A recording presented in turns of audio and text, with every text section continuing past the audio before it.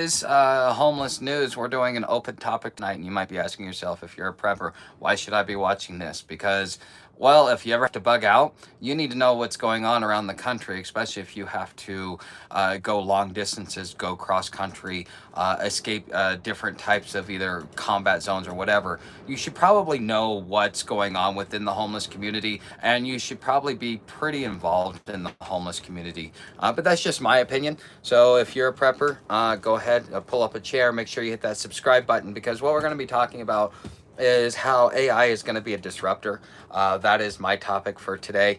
AI is, I just watched a video today, she didn't blame it on AI, but you could tell that it has to do with AI because when was it? Last year, Google made a switch in its CEO, and its CEO said, "Hey, I want to kind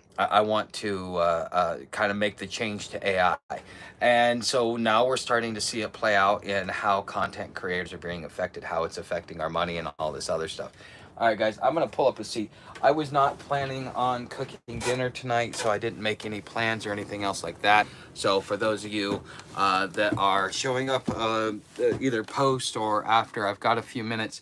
The I'm supposed to be doing some work for somebody, and we're supposed to meet earlier today, but he's coming up from Phoenix, so it's kind of put a delay. That's why I'm on here a lot earlier than I thought I was going to be.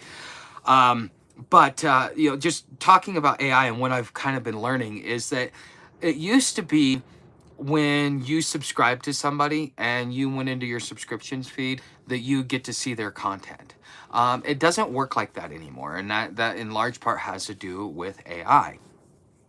This is just how it's affecting me, and I'm sure it's affecting people across the board. So, what this girl was saying, it makes perfect sense with everything, because she's one of those long-term YouTubers. Da da da da. Is that it has gone from building a community and having community, where even your community posts aren't even seen by your by a lot of your community. Actually, a very small portion community even gets noticed. What's up, Joanna?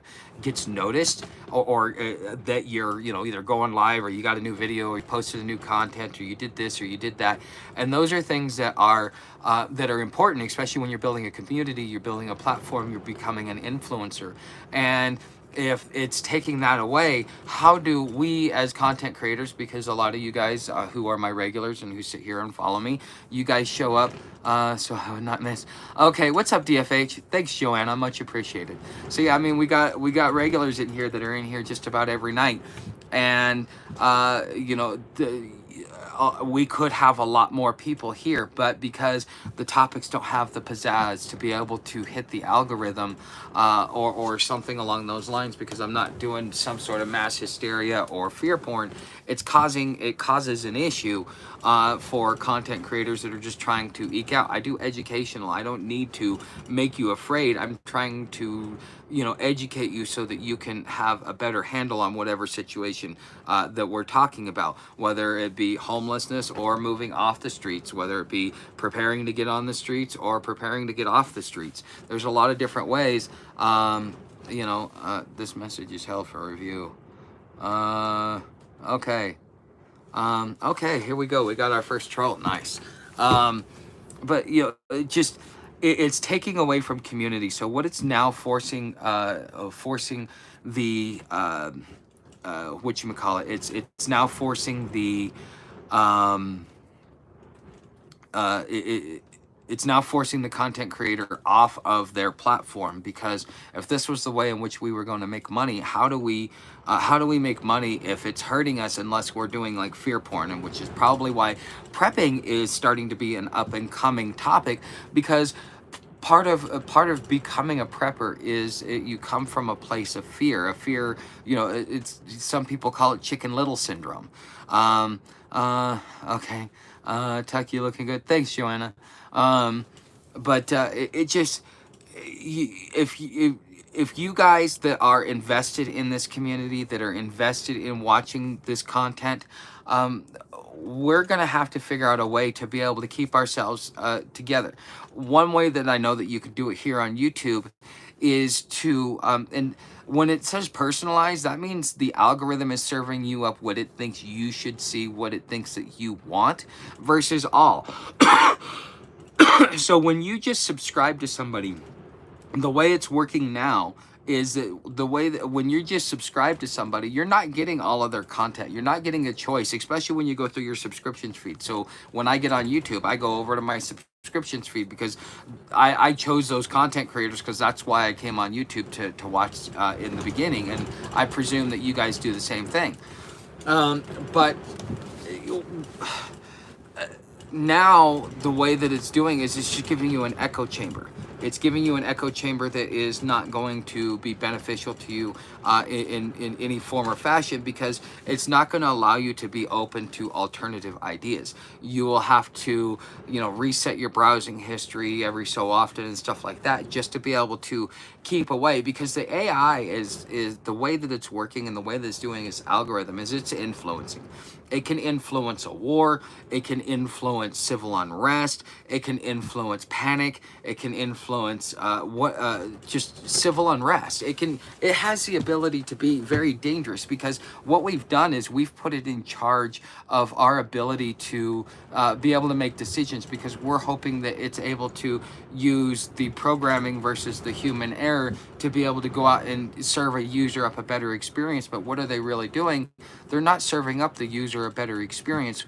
What they're doing is they're giving the user anything that they want to. It's kind of like a kid that won't stop crying. Oh, if I just give, if I just give, if I just give. Because who is the commodity? What is the commodity of the future? If 90% of all jobs are going to be automated by 2030, that means in 5 years, most of you who have a job will probably be out of a job, and unless you're in like a technical field or maybe like mechanics or stuff. But now they're part of what even the Trump administration has said. Their what is it, his Homeland Security advisor, is that yes, we don't condone slavery, and that's what the guest worker program is. And so therefore, thanks Dale Pickle. So therefore, what they want to do is automate the farm work, because we now have the technology. We can just automate it. And so what that does is it takes away jobs. It takes away opportunities. Yes, things may become cheaper because it's all automated. What was it? If you guys watched, what was it? Not Climatic, Zeitgeist. If you remember, was it Peter Joseph? Was the guy's name. This is basically turning into what he said. He may have influenced the right people to be able to move society in this direction. Who knows? But the whole thing is it's going to be a resource-driven economy. So instead of how do you feed the people? How do you give them purpose? How do you give them work? How do you give them something to where they can live? Because you can automate everything, but if nobody has a job, nobody can pay for your services. Nobody can pay for your products. So how do you create a job? And so therefore you become the commodity. And at some point in time, in order to correct this, either universal basic income will be brought into play because of this, because of how disruptive it is and how many people are going to end up losing their jobs, and how much you could see 30% homeless before the government actually reacts. You could see the great dispossession, people losing everything because their job got automated, they got laid off, but then the thing is the business goes out of business because now he's got no more customers because he laid off his customers. you see the vicious cycle here. And so this is the disruption that AI is bringing. And you in the future, in the digital world, your attention is the most valuable thing that you have to offer. Because why is it so valuable for you to offer? It is valuable to offer because an advertiser wants to get in front of you. If it takes 27 impressions just to get you to notice an advertiser, so that means before you actually notice the commercial, you probably saw it 27 times, maybe 40 times, because we've become so desensitized to advertising that psychologically we shut off our brains when an advertisement comes up. It started with Gen X, and each generation has had to learn how to be able to combat the war on their mind by ad agencies. Essentially, they're using psychological tricks. The consumer-based society was built upon you'll never be satisfied unless you buy this. Yeah, you might be happy now, but you're not as happy as you could be until you buy this. And so therefore we have advertisers have had to figure out ways to be able to get in front of you, get business, and build long term, but that only works for large companies. What do small companies get to deal with? Well, small companies, unless you're doing Google search, or unless you're a boomer, because most of my customers when I had my cleaning business were what you call it, um, they were baby boomers, or they were probably the first 5 years of Gen X. Most people didn't even want or have a house cleaner at that point in time. Your general customers that you found as a small business was the senior community, and now that may be taken away as well, because people are too busy looking at advertising. I know for me, when I had my janitorial business, I I was paying $25 a customer on YouTube, and I was glad to pay it because every customer gave me at least $100 to $1,000 on average. Because some of them would work out, some of them would be one time, a couple $100 here, stuff like that. But on average, I would make I would charge them anywhere between $100 to $1,000 for the work that I was doing. On a rare occasion, a little bit more, but on average, that's kind of where I stood. So why not use YouTube? And so now, unless you are a small business that's willing to get into the digital mind war, which is social media, and to be able to advertise, you're not going to be able to do it. And how many small business owners are going to understand that? That is what YouTube and other social media platforms are turning into, is because you need somebody to buy your product, but you don't, because of automation, you don't need anyone to make your product. You just need someone to buy it. So how do you create an economy? You create the digital economy. By creating the digital economy, what you're doing is, now I've got this product. So I've got, let's see here, is this my Anchor? I don't remember anymore. So I think this is my Anchor. Okay. I bought this for like $30 on Amazon. Okay. So now, me as a content creator, what I'm doing is I'm taking this product right here.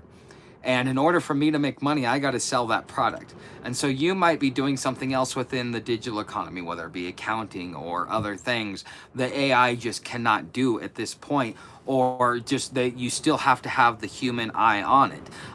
AI can only do so much. You need to have some oversight to be able to check it. But the thing is in order to be able to survive, I have to sell you something. So now I have to turn this channel into an advertising platform just to be able to get you to buy this product, because these advertisers are paying YouTube to use my platform to sell this product. So therefore, I make money off of selling the product, and then I can go out there and buy other products. So therefore, it creates the job economy, but the job economy is in the digital realm, because you will not have a brick and mortar job in the next 5 years.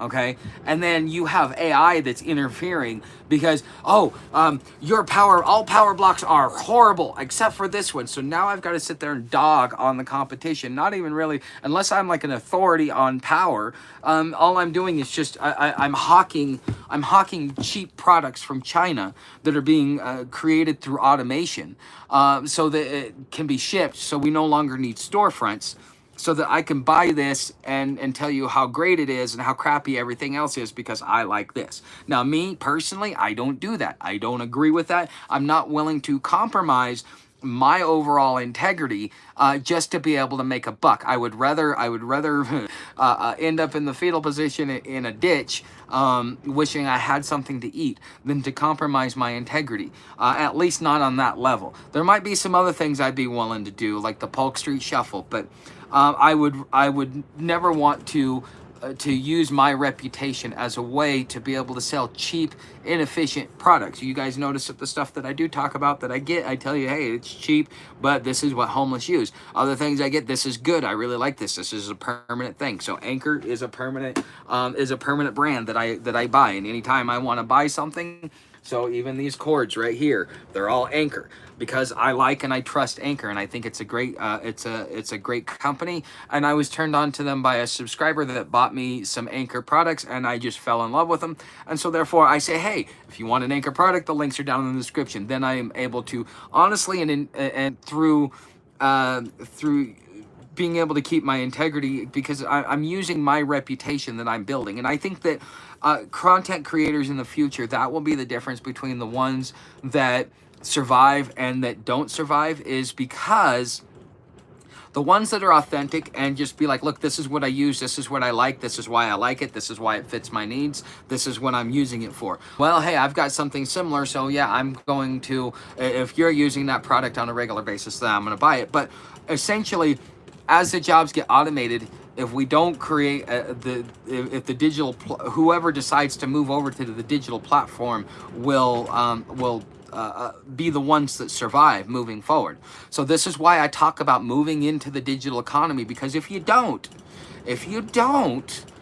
it could be very, very detrimental to your overall survival, whether you're homeless or whether you are a prepper or whether you're just a regular Joe on the street that just wants to make sure that he can afford his mortgage and his car note and, you know, his white picket fence and the note on his wife and all that other stuff. So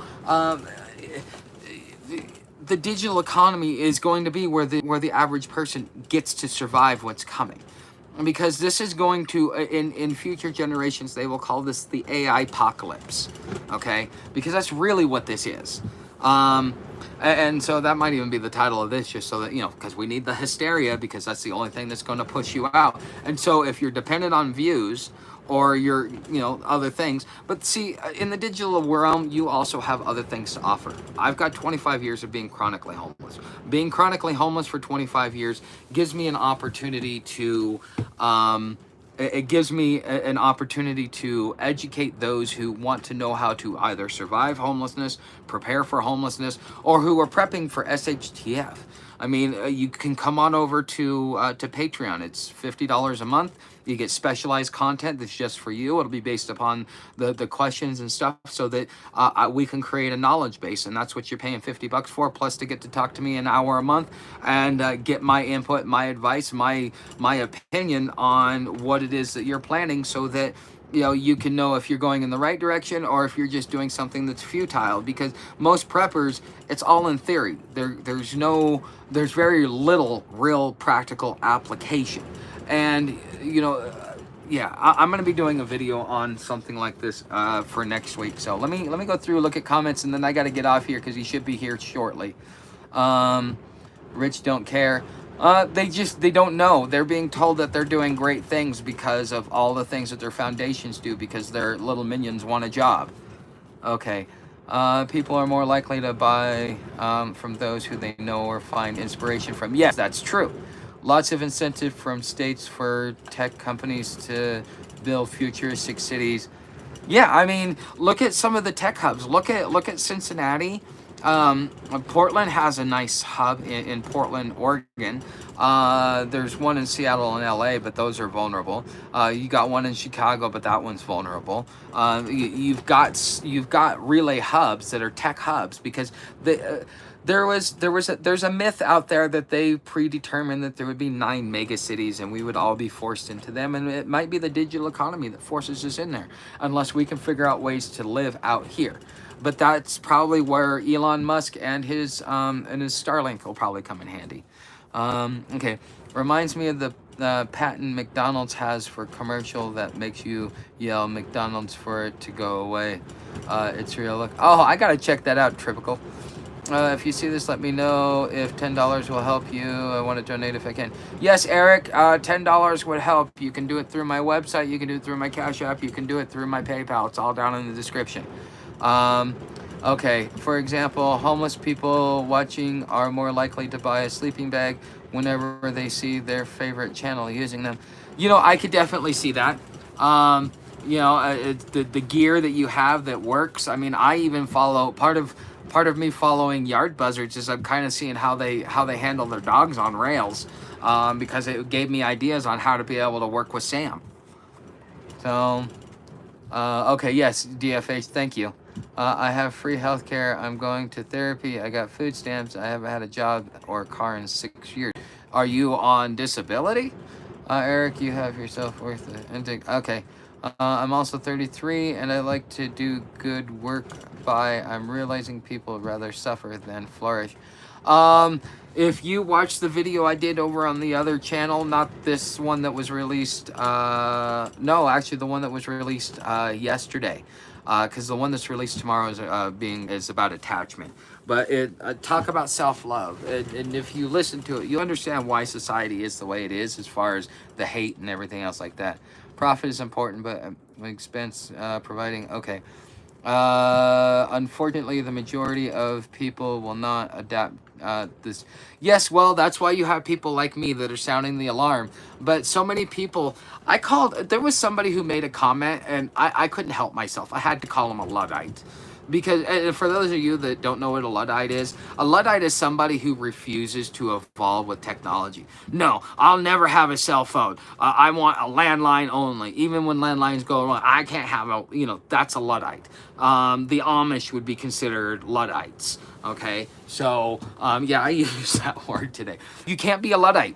If you're gonna survive, you cannot be a Luddite. What's up, Cherokee? Nice to see you, buddy.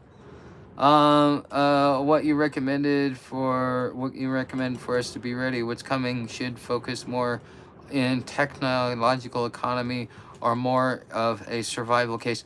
Neskits, my opinion, and this is just my opinion because nobody knows the future.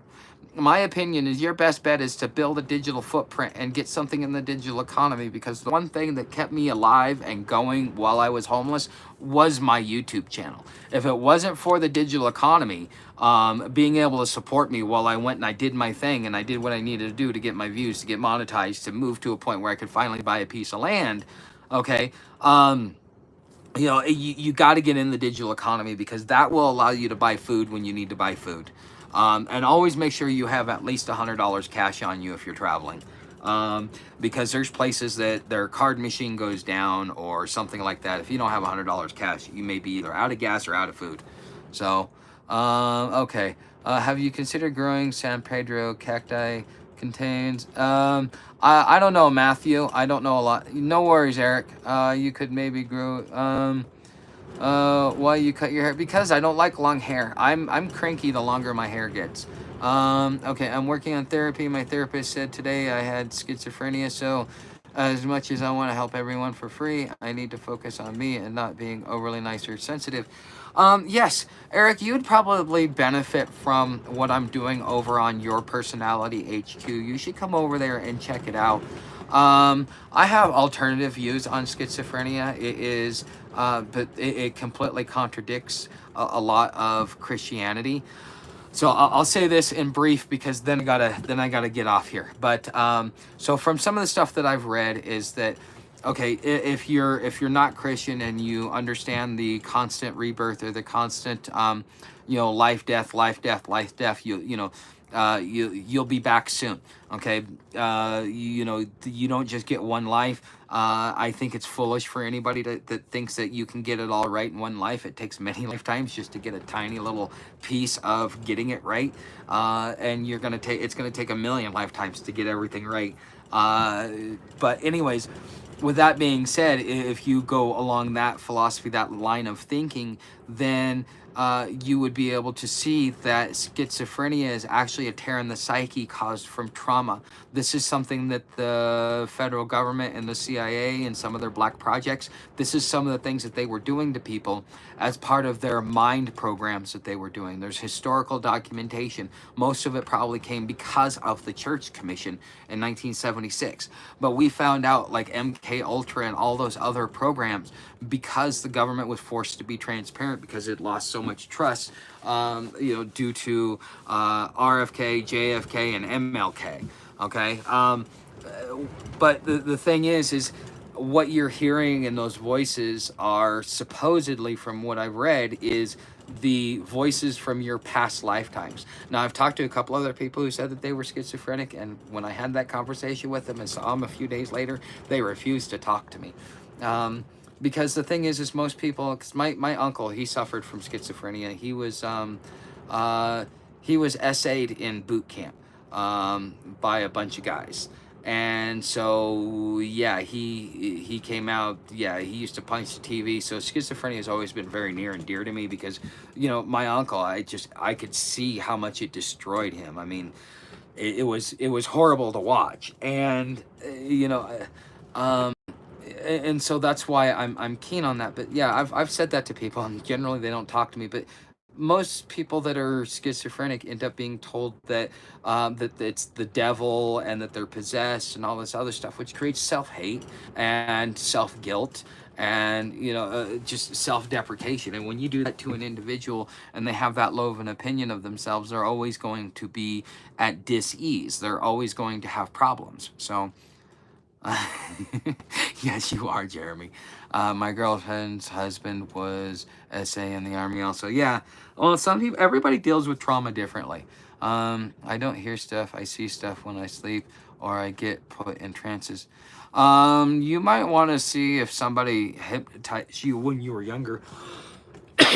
I would look into that before I would call it. And that's called delusions. It's not, because visual is delusions, audio is schizophrenia.